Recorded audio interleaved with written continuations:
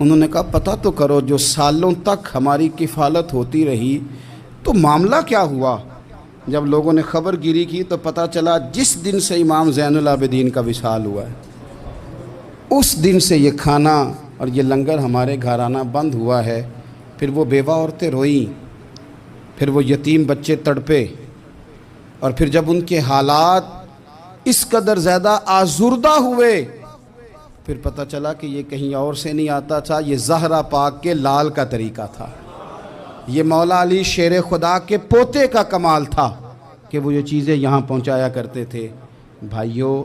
امام زین العابدین رضی اللہ تعالیٰ عنہ کی یہ غریب پروری ہمیں بتاتی ہے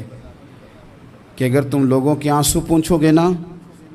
تو پھر تمہارے جانے کے بعد جب لوگ ہاتھ اٹھائیں گے تو آنسوؤں سمیت اٹھائیں گے، پھر تمہارے لیے درد کے ساتھ دنیا دعا کرے گی، اور ایسی دعا کرے گی جن کی برکت سے خدا کا فضل نازل ہوگا۔